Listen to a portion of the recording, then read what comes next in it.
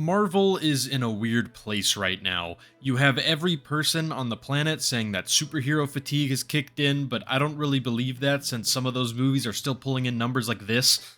To me, I think it's just that more people are being more selective on what movies they're going to see, and if the movie is crap, then they are just going to skip it. The problem with Marvel right now is that there is a lot of crap. The peak popularity of the brand has been long forgotten. Like, I remember when every time a character would make a joke in one of those movies, it would become a new meme format that would be reused like 1,000 times.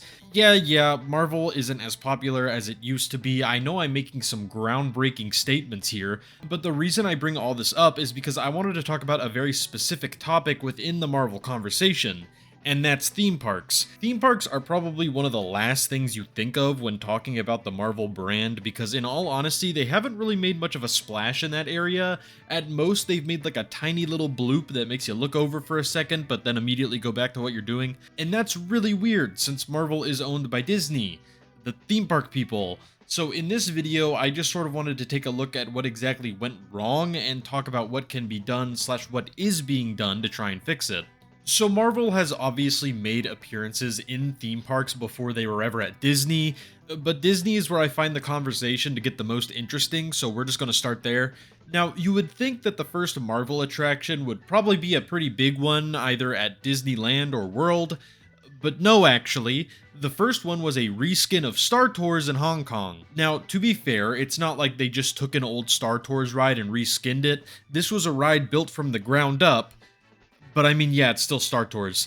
They sort of re-themed a whole section of Tomorrowland in the park to the Stark Expo from Iron Man 2, which is honestly kind of a clever way to put Marvel attractions in that area. They would eventually reskin the Buzz Lightyear Astro Blasters ride that was in the area to Ant-Man and the Wasp Nano Battle. It seems like a pretty low-effort conversion, so I don't got much to say about it. In all honesty, this isn't the greatest start to Marvel in the Disney parks, but it's also not the worst. While I'm not trying to say that the Hong Kong park isn't important or anything, I will say that I think the real test on how Marvel was going to work in the Disney park world was when they came to the American parks. I mean, it only makes sense. Disneyland is what started it all, and Disney World is one of the most visited places ever. So plans started to move along just fine for Disneyland, but for Disney World we ran into a bit of a problem. Universal already built a Marvel land, and for the foreseeable future, they had exclusive rights to use certain Marvel characters in their parks. This is because a deal was made between Universal and Marvel long before the company really became relevant again and years before Disney acquired the company. This doesn't mean that Marvel is completely off the table for Disney World, but they have to be very selective with what characters they can even use. But since we brought up Universal, we may as well see how they handle the Marvel Land, since they were pretty much the first ones to do it, and the only real comparison point we will have when talking about the Disney stuff. I think the first thing that really sticks out to me about this land is that it is very representative of where Marvel was in the 90s / early 2000s. The whole land is very brightly colored and meant to resemble the comics or even the animated series that were airing around that time. I think stylistically this is a cool idea, but I don't really think it was executed the greatest. The flat colors just really give the whole area a very cheap look, and it isn't helped by all of the cardboard cutout looking characters spread throughout the land. I do think these are kind of cool since it displays some really nice looking art of these characters, as well as it prominently featuring characters that just haven't been propped up by anything in years. The problem with these though is that it just kind of adds to the cheap feel the whole area has. In some ways it's kind of charming, but then when you go to the other areas of the park like the Harry Potter land, yeah, it kind of puts things in perspective. I have a lot of fascination for this area, honestly, because I just don't think anything like this will ever be built in a theme park again, since this area is very clearly inspired by the comics and old animated series, which in the modern day, any themed superhero lands are going to be based on the movies, because that's what most people know. But surprise, surprise, there are actually rides in this land. Crazy, I know. The two smaller rides are Storm Force Acceleration and Doctor Doom's Fearfall. Storm Force is just a teacup ride, so nothing that special there, and Doctor Doom is just a drop tower. I think the coolest thing about these two rides is that one of them is themed after Doctor Doom, but other than that, they're pretty average. I mean, they're kind of fun, but it's just kind of hard to compete in the drop tower area when Tower of Terror is right next to you. But the big headliner attractions here are the Hulk coaster and Amazing Adventures of Spider-Man. Hulk is a fairly unthemed, typical roller coaster, and as someone who likes typical unthemed roller coasters, I'm fine with this. Obviously, if something like this were at a Disney park, then there would be hundreds of thousands of protesters trying to tear the thing down. But in a Universal park, I think it works fine. It's a fun roller coaster, but since it's now in the same park as both Velocicoaster and Hagrid's, it is very hard to say that this one is that great. I remember the first time I came to Islands of Adventure, I really liked this ride. It was one of my favorites in the park since that was around the time I was really starting to get into roller coasters and stuff. But then when I came back after Velocicoaster and Hagrid's were added, it just really started to lose its luster for me. But the ride that hasn't lost its luster? Amazing Adventures of Spider-Man, this ride is incredible. No joke, this might be my favorite Universal ride because it's just so fun, and especially for the time it was made, does an amazing job of blending physical sets and screen sections. The ride vehicle does a great job of simulating the type of movement the ride wants you to feel. It's all really good stuff. This ride is honestly what brings this entire land up a peg for me, and I would genuinely be really sad to see it go, but I also understand that it will most likely happen sooner or later. So now that we've gone over all that, it's time to make our way back into the Disney side of things. The first Marvel attraction to open in America would be Guardians of the Galaxy Mission Breakout in California Adventure. This ride is a pretty simple reskin of Tower of Terror, but I also think they put in a lot of work to make this stand out and be more than just Tower of Terror but with a raccoon from that one movie. The queue, pre-show, and even the building has all been greatly changed to fit the theme, and it all looks really great. One complaint I have heard is that you can just sort of see this giant alien building from wherever in the park, which is just kind of weird when you're in like Radiator Springs and see a giant space building in the background. Overall though, I think this was a pretty good start, and all they need to do is just keep up that momentum when they put in the full Marvel land. Uh-oh, they didn't do that. Avengers Campus has gone down as one of the more controversial additions to the parks in recent years, and by controversial, I mean that most people say it's pretty bad. It's not that it doesn't have any positives, I mean we just talked about one ride in the land that was pretty well received, but it seems that it's more just the fact that the land feels like it's missing a lot. I mean, if you just look at a map of the area, you have a few spots for some shows, a restaurant, and one new ride that wasn't there before. That sounds fine enough on paper. It's not a big area, but there's no mandate that it has to be.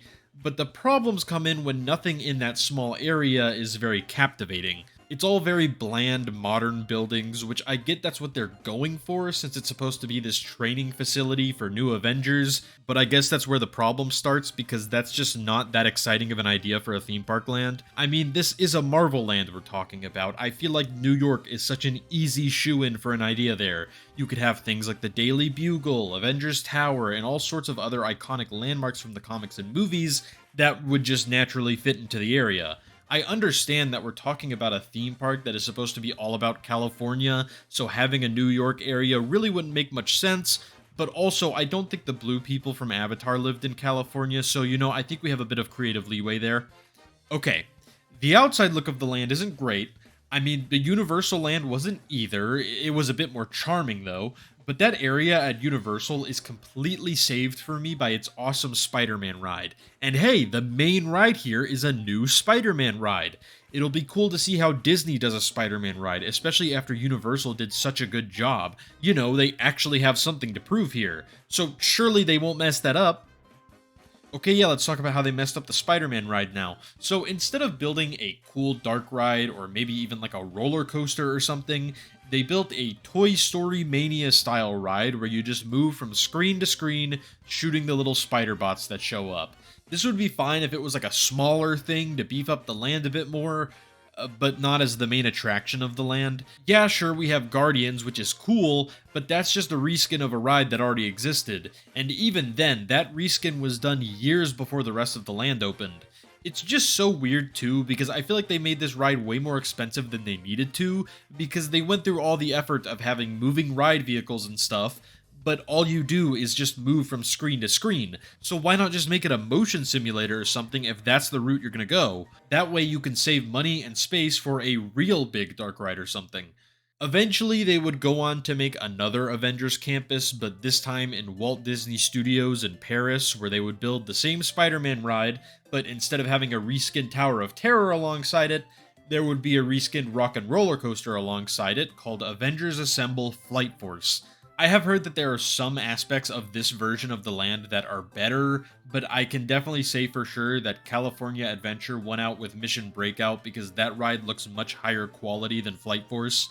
Flight Force doesn't look bad. I'm sure it's a fun roller coaster, but I mean, that's sort of all it looks like.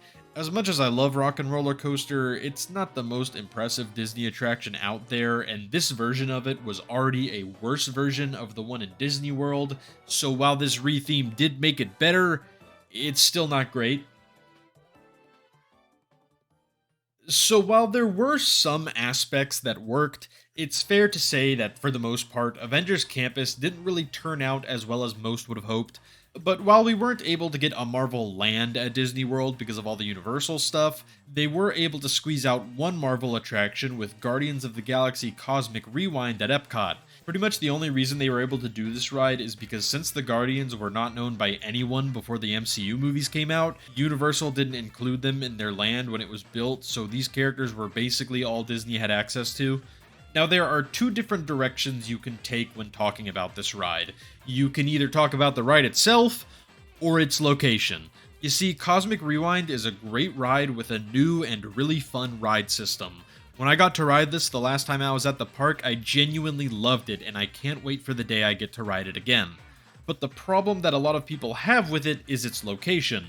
This ride is located in Epcot, the Disney park that has some of the most interesting history of any theme park ever. From an entire city to a World's Fair style theme park to the location where the funny Marvel space people show up on screen. Epcot used to be a park with a whole mission of educating people about different topics in other parts of the world, and while some of that is definitely still there, Cosmic Rewind to many people is part of the problem, with the ride replacing something that used to be an educational experience with a roller coaster that has a silly raccoon. Now, as far as my view on this topic, I don't know, I just like the roller coaster. Epcot is a hard topic for me to talk about because I'm a pretty young guy. I wasn't around for that old Epcot that people really liked. I totally understand where people are coming from because the park is seemingly a shell of its former self, but also I don't have any attachment to what it used to be. So all I can really say is it sucks that they did that to Epcot, but hey, at least we got a cool roller coaster in the process.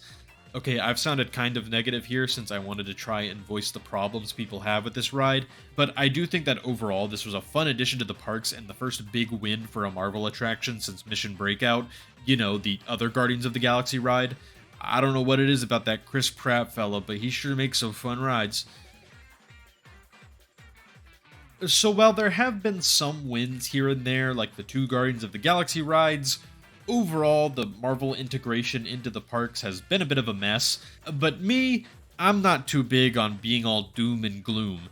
While I think they messed up, there is still room for things to get better. Maybe not perfect, but definitely good. I mean, you look at the last D23 presentation, and there was a ton of Marvel stuff announced there. We've got two Spider-Man rides going to Hong Kong and Shanghai, which makes me happy that they are trying to do Spider-Man rides again, because I feel like Disney has the potential to make a Spider-Man ride as good or better than the one at Universal, but they just haven't let themselves yet. The one in Hong Kong seems like it will be a Tower of Terror-like ride system where Spider-Man is the one holding the elevator with his webbing, which I think is a pretty cool idea. And then we also have Avengers Campus in California getting two new rides added to the land, which depending on how well those turn out could really turn that area around. And man, like I said earlier, an area that's supposed to look like New York would make for an amazing Marvel land. So maybe one day, if they are ever able to make one at Disney World, that's the direction they could go instead of trying to build a third Avengers Campus. But for now, that's all I have to say about the topic. Oh, wait, no, I forgot something. In Tokyo, they put Groot in It's a Small World. Okay, now we're done.